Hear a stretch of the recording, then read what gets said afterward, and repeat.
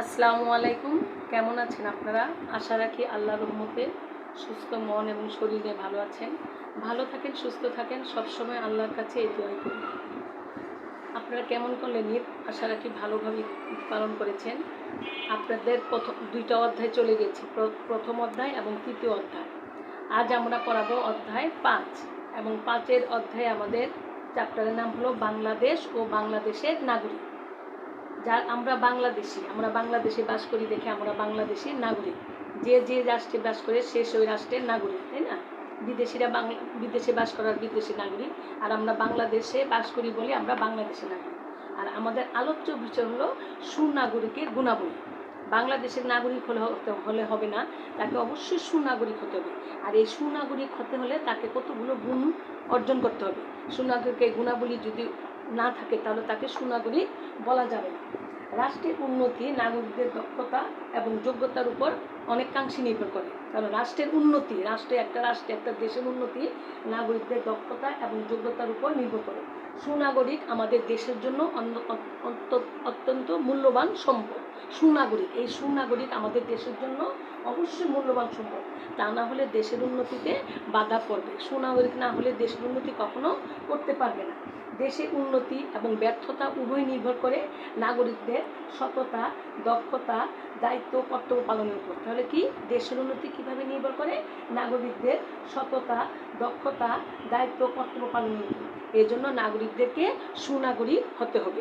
আমরা এখন বইটা খুলি বাবা, বইটা সামনে নিয়ে বসে আমি দাগাবো ইম্পর্টেন্ট লাইনগুলো। দেখেন, সুনাগরিকের গুণাবলী আমরা আজকে পড়ব। সুনাগরিকের গুণাবলী। একটি দেশের প্রকৃত উন্নয়নের জন্য প্রয়োজন সুনাগরিক। একটি দেশের সত্যিকারভাবে উন্নয়নের জন্য, সত্যিকার অর্থে একটি দেশের মঙ্গলের জন্য দরকার আমাদের সুনাগরিক। কেউ কিন্তু সুনাগরিক হয়ে জন্মগ্রহণ করে না, তাকে সুনাগরিক অর্জন করতে হয়। আর এই সুনাগরিক অর্জন করতে হলে তাকে কতগুলো গুণ বা বৈশিষ্ট্যের অধিকারিত হতে হয়। কতগুলো গুণ বা বৈশিষ্ট্য রাষ্ট্রবিজ্ঞানীদের মতে সুনাগরিক হতে হলে, একজন নাগরিককে সুনাগরিক হতে হলে তাকে এই মৌলিক তিনটি গুণের অধিকারিত হতে হবে। কি কি?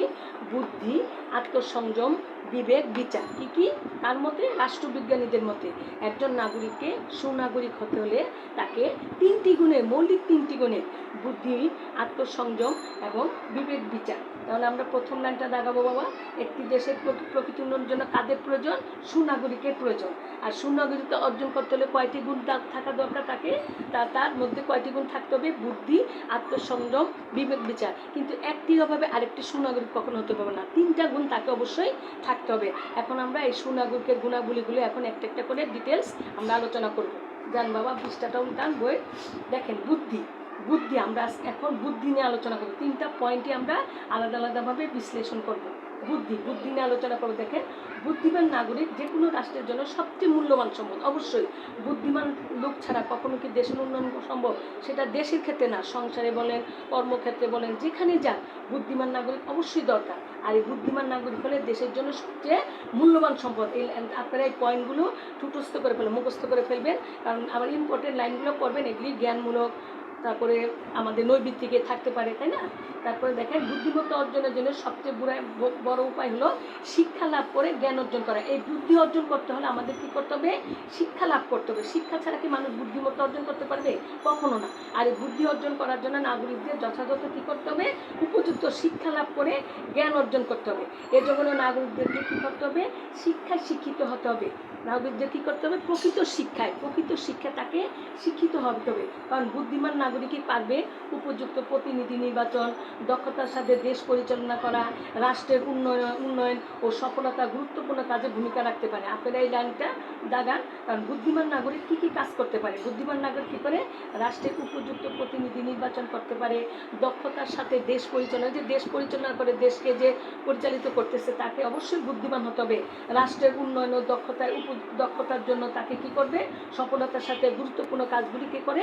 এই বুদ্ধিমান নাগরিক। সেই জন্য নাগরিকদেরকে উপযুক্ত শিক্ষায়, প্রকৃত শিক্ষায় তাকে শিক্ষিত হয়ে গড়ে উঠতে হবে। এর জন্য কী করতে হবে?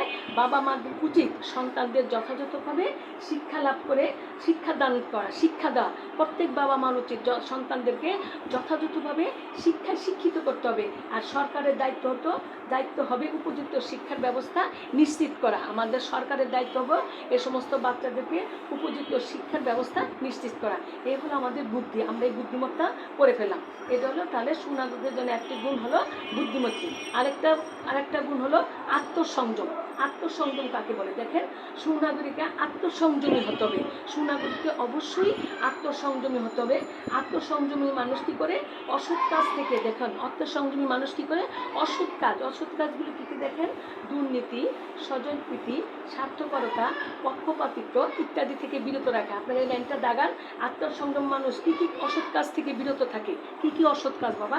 আবারও বলছি, দুর্নীতি, স্বজনপ্রীতি, স্বার্থপরতা, পক্ষপাতিত্ব, এ সমস্ত কাজ থেকে কী করে বুদ্ধিমান নাগরিক, সুনাগরিক কী করে এ সমস্ত কাজ থেকে নিজেকে বিরত রাখে। এমনকি তারা কী করে দেশ ও সমাজের স্বার্থে তারা কী করে কাজ করে, নিয়মকানুন মেনে চলতে অনুপ্রাণিত হয়। তারা দেশ এবং সমাজের সাথে কাজ করে তা মেনে চলতে তারা উৎসাহিত হয়। এর জন্য তাই আত্মসংযম ছাড়া সুনাগরিক কখনো আশা করা যায় না। সুনাগরিককে অবশ্যই আত্মসংযম হতে হবে। যেমন এভাবে আবার দেখেন নিচের প্যারাটা যান। আত্মসংযমী মানুষ কী কী কাজগুলো করে থাকে, এটা আপনাদের একটা প্যারা, এটা আপনারা মুখস্থ করে ফেলবেন।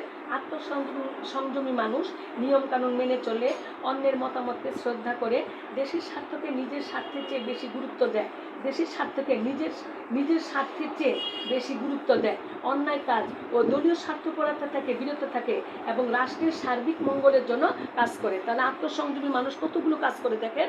আবারও বলছি, আপনাদের অনুধাবনমূলক থাকতে পারে। আত্মসংযমী মানুষ কী কী কাজ করে থাকে। আবারও বলছি, আত্মসংযমী মানুষ কী করে নির্দিষ্ট নিয়মকানুন মেনে চলে, অন্যের মতামতকে শ্রদ্ধা করে, দেশের স্বার্থকে নিজের স্বার্থের চেয়ে বড় করে দেখে, অন্যায় এবং দলীয় স্বার্থপরতা থেকে বিরত থাকে, রাষ্ট্রের সবচেয়ে গুরুত্বপূর্ণ কাজগুলি কারা করে? আত্মসংযমী মানুষ। এই জন্য সুনাগরিককে এ সমস্ত কাজ কর্মকাণ্ড রাষ্ট্রের অগ্রগতির জন্য সুনাগরিকরা অত্যন্ত কার্যকর ভূমিকা পালন করে। এবার হলো আমাদের বুদ্ধিমত্তা চলে গেল, আত্মসংযম চলে গেল। এখন বিবেক বিচার। বিবেকহীন ব্যক্তি পশুর সমান। আমরা বলি না, বিবেক মানুষের সবচেয়ে বড় আদালত, মানুষের, তাই না? বিবেক মানুষের সবচেয়ে বড় আদালত। বিবেকের কাছে আমরা ন্যায় অন্যায় ভালো মন্দ আমরা বিচার করতে শিখি। আমাদের বিবেক দ্বারা আমরা সেটা অনুপ্রাণিত হয়। এখন দেখেন বিবেক বিচার বলতে কী বোঝায়, এটা আপনারা দাগানি লাইনটা। বিবেক বিচার বলতে বোঝায় ভালো মন্দের জ্ঞান, দায়িত্ব কর্তব্যের জ্ঞান। বিবেক বিচার বলতে কি বোঝায়? ভালো মন্দের জ্ঞান, ভালো মন্দের জ্ঞান এবং বিবেক কী হয়, এবং দায়িত্ব কর্তব্য জ্ঞান। ভালো মন্দের জ্ঞান, বিবেক বিচারটা এটা আপনাদের জ্ঞানমূলক থাকতে পারে। বিবেক বিচার কি? বিবেক বিচার হলো ভালো মন্দের জ্ঞান এবং দায়িত্ব কর্তব্যের জ্ঞান। দায়িত্ব ও কর্তব্যের জ্ঞান। বিবেক বিচার হলো দায়িত্ব ও কর্তব্যের জ্ঞান। আমাদেরকে অবশ্যই বিবেক বিচারবান হতে হবে। এই জন্য এটা আমরা এই লাইনটা মুখস্থ করে ফেলবো, লাইনটা আমরা দাগাবো। একজন নাগরিক শুধু বুদ্ধিমান এবং আত্মসংযমী হলে চলবে না। তাকে যে কোনো কাজ সম্পন্ন করে তো তাকে ভাবতে হবে কাজটা ভালো নাকি মন্দ, তাই না বাবা? তাহলে কি হবে?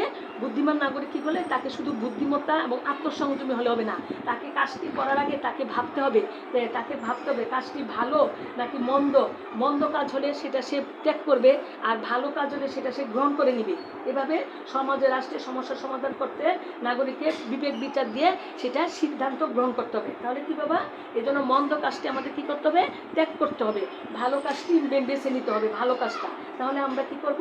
রাষ্ট্রের সকল সমস্যা, সমাজের সকল সমাধান করতে পারবো। বিবেক বিচার দিয়ে আমরা সেটা সিদ্ধান্ত নিতে পারবো। ঠিক আছে বাবা? বিবেক বিচার নাগরিকের, বিবেক হলো সুনাগরিকের জাগ্রত শক্তি। এই লাইনটা দাগান আপনারা। বিবেক বিচার বিবেক বিচার সুনাগরিকের জাগ্রত শক্তি। এই লাইনটা আপনারা নিচে আন্ডারলাইন করেন। তারপরে দেখেন, নাগরিক নিজে বিবেকবান হবে, অন্যদেরকে বিবেকবান করতে উৎসাহিত করবে। ঠিক আছে বাবা? যেমন যেমন দেখেন, সুনাগরিককে দেশের শাসন ব্যবস্থা সম্পর্কে, সুনাগরিককে বিবেক বিচার হতে হলে তাকে কী করতে হবে, দেশের শাসন ব্যবস্থা সম্পর্কে জানতে হবে, অন্যায়ের প্রতিবাদ করার মতো তার ঠিক থাকতে হবে, মনোবল থাকতে হবে, আইন শৃঙ্খলা মানতে হবে, আত্মবিশ্বাসী এবং দৃঢ় মনোভাবের অধিকারী হতে হবে, এবং এবং দেশের স্বার্থকে বড় করে দেখতে হবে। বিবেক বিচার লোকরা কী করবে, তারা, আবারও বলছি, দেশের শাসন ব্যবস্থা সম্পর্কে তাকে জানতে হবে। বিবেক বিচার লোকদের অন্যায়ের প্রতিবাদ করার মতো তার ঠিক থাকতে হবে, প্রতিবাদ করার মতো মনোবল থাকতে হবে, তার মনটা শক্ত করতে, অন্যায় প্রতিবাদ করতে হবে, দৃঢ় মনোবল, শক্ত মনোবল তাকে থাকতে হবে, আইন শৃঙ্খলা মানতে হবে, দেশের আইন শৃঙ্খলা যথাযথভাবে এই বিবেক বিচারবান লোকরা মানতে হবে, এবং আত্মবিশ্বাসী এবং দৃঢ় মনোভাবের অধিকারী হতে হবে, দৃঢ় মনোবল এবং আত্মবিশ্বাসী হতে হবে, এবং দেশের স্বার্থকে তাকে বড় করে দেখতে হবে। তাহলে আমরা এই 3টা পয়েন্ট পড়লাম। তাহলে দেখেন, সুনাগরিক হতে হলে অবশ্যই আমাদেরকে এই 3টা গুণের অধিকারী হতে হবে: বুদ্ধিমত্তা, আত্মসংযম এবং বিবেক বিচার। একটারভাবে আরেকটা সুনাগরিক কখনো হওয়া যাবে না, 3টা গুণেরই তাকে অধিকারী হতে হবে। তাহলে দেখুন, একটা সুনাগরিক আমাদের দেশের সবচেয়ে মূল্যবান সম্পদ। সুনাগরিক আমাদের দেশের মূল্যবান সম্পদ কি বাবা?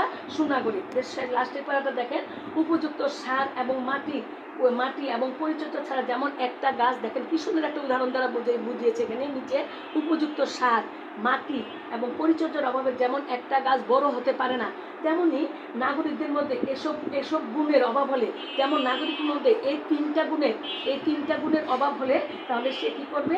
সে কখনো সুনাগরিক হয়ে গড়ে উঠতে পারবে না। তারপরে তাকে এই 3টা গুণের অধিকারী হতে হবে। এতবার আমাদের ভবিষ্যতের নাগরিকদের অবশ্যই এই গুণাবলীগুলো আমাদের ভবিষ্যৎ প্রজন্মের জন্য অবশ্যই এই 3টা গুণাবলী অর্জন করতে হবে।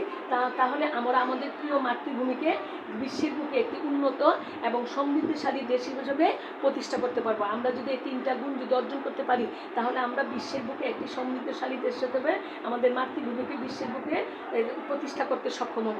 এই হলো আমাদের আজকের পার্ট 1-এর। আপনারা পার্ট 1টা সুন্দর করে পড়ে ফেলবেন। এই পয়েন্টগুলো অনেক সোজা, আপনারা পড়লেই বুঝতে পারবেন বাবা, ঠিক আছে? আর আমরা সুনাগরিকের গুণাবলীটা খুব সুন্দর করে পড়ে ফেলবো। আগামী ক্লাসে আমরা পার্ট 2.1 এবং পার্ট 2.2 পড়ে ফেলবো। আমাদের সামনেই পরীক্ষা, আমাদেরকে একটু ভালোভাবে বা তাড়াতাড়ি পড়তে হবে। প্রতিদিনের পড়াটা প্রতিদিন পড়ে ফেলবেন, ঠিক আছে বাবা? আজ এই পর্যন্ত। আপনারা ভালো থাকেন, সুস্থ থাকেন, এই কামনা রেখে আমি আমার পাঠদান এখানে শেষ করছি। আল্লাহ হাফিজ। আসসালামু আলাইকুম।